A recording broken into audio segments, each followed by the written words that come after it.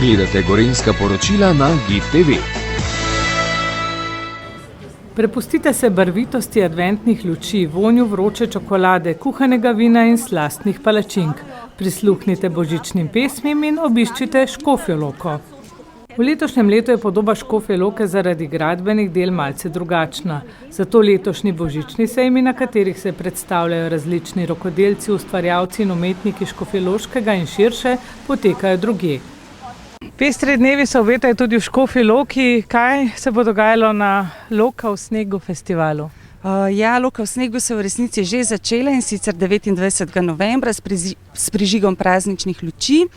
Nadaljuje se pa s pestrim glasbenim programom, s programom Za dušo oziroma malce da nas nasmeje, pa potem nekako finiširamo proti koncu letošnjega leta in zaključimo s silvestrovanjem prav tukaj na tem Cankarjevem trgu.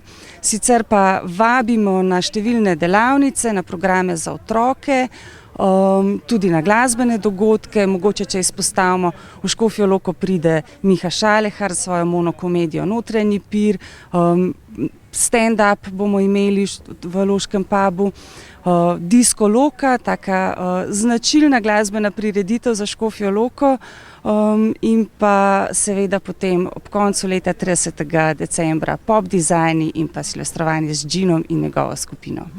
Torej, kup dobrih želja, manjka samo še sneg, da bo se uresničil naslov, da bo Loka v snegu. Ja, sneg nas pa ni počastil zdaj že nekaj let, mogoče kljub temu, da snega ni, pa vedno v Škofjo Loko pridejo tudi dobri možje. Miklavž nas je že obiskal, obiščeta nas pa še Božiček in Dedek Mraz. Torej, kakšne so najlepše želje, kaj si želite kot krajanka Škofje Loke? Ja, vsem Ločanom oziroma vsem okrog nas, vsem našim bližnjim, sreče, veselja, miru in pa seveda bližine svojih najdražjih. V Škofji Loki je enem najbolje ohranjenih srednjeveških mest v Evropi in mesto škofjeloškega pasijona. Obiskovalce privabljajo z bogato kulturno dediščino, ki jo nadgrajujejo z modernizacijo infrastrukture. Po besedah župana Tineta Radinje je ravnovesje med življenjem v mestu, turističnim obiskom in kulturno dediščino bistveno za zadovoljstvo vseh.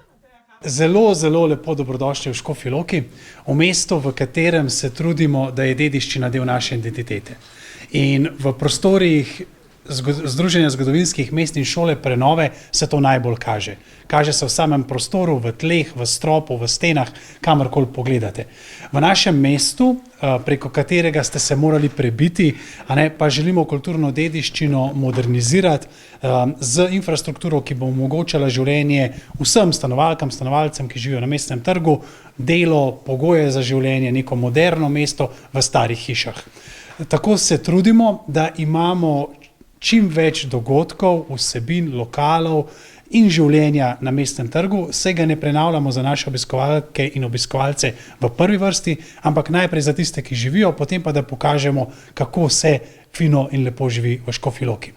Tako nasnovno dediščino, v kateri zelo veliko sodelujemo z Združenjem zgodovinskih mest, delamo tudi na nesnovni dediščini. In krona naše nesnovne dediščine je Škofjeloški pasijon, na katerega uprizoritev se pripravljamo vse leta 2026. Tako prostovoljke in prostovoljci, ki ga ustvarjajo, kot res veliko število obiskovalk in obiskovalcev, zopet napolni takrat že prenovljeni trg, ulice in celotni spodnji trg, kjer Škofjeloški pasijon poteka. Tudi sicer se mi zdi, da v Škofji Loki iščemo tisto prepotrebno ravnovesje med turističnim obiskom, kulturno dediščino in pa življenjem.